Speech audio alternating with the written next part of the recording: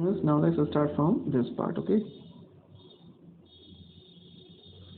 Sadao had often told Hannah how nearly he had not gone to Professor Harley's house that night.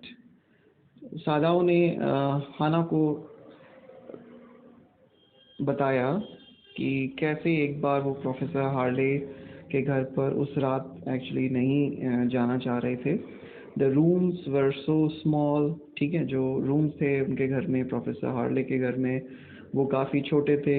The food was so bad. और जो खाना था वो बहुत बुरा था, मतलब इतना अच्छा नहीं था. ठीक है. The professor's wife was voluble. और जो प्रोफेसर की वाइफ थी वो काफ़ी ज़्यादा टॉकेटिव थी, मतलब वेरी टॉकेटिव इन नेचर. ठीक है. But he had gone and there he had found Hana. लेकिन फिर भी वो वहाँ जाना नहीं चाहते थे, लेकिन फिर भी वो गए और उनकी मुलाकात हाना से वहाँ पर हुई. कहाँ पर? प्रोफेसर हार्ले के घर पर. A new student and had felt he would love her if it were at all possible. और हाना जो कि एक नई स्टूडेंट, ठीक है, और उन्होंने पहले ही सादाओं ने पहले ही सोच लिया था कि he would fall in love with her only when he got to know that she belonged to the same Japanese community. ठीक है. चलिए, यहाँ तक तो पास्ट की बात थी. अब थोड़ा प्रेजेंट में आ जाते हैं. ठीक है. Now he felt her hand on his arm and was aware of the pleasure it gave him. Now Sadao was feeling good pleasure because Hana actually put her hand over his arm. So he was feeling quite nice. Even though they had been married years enough to have the two children, even though they are married, they have got two children, but they still love each other.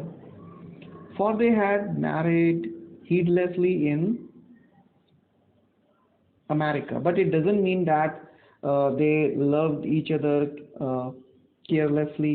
ठीक है. heedlessly का मतलब होता है यहाँ पर लापरवाही से. ठीक है. लेकिन इसका ये मतलब नहीं है कि they married carelessly in America. ठीक है. They had finished their work at a school and had come home to Japan.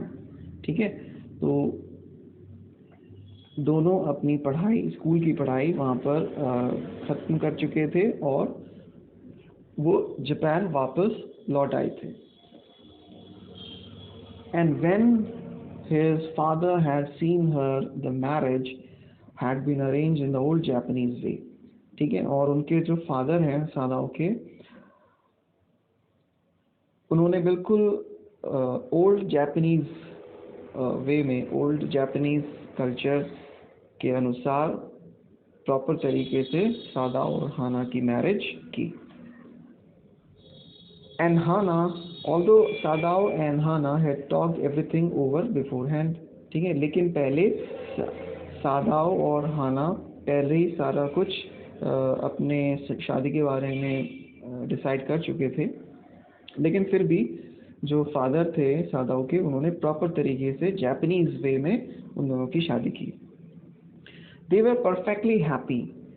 ठीक है. और ये दोनों जो हैं, ये एकदम परफेक्ट कपल, बहुत अच्छे तरीके से हैप्पीली रहते थे. ठीक है. She laid her cheek against his arm. So this is a kind of loving gesture of Hana towards her husband Sadao. Okay. I hope आपको यहाँ तक क्लियर होगा.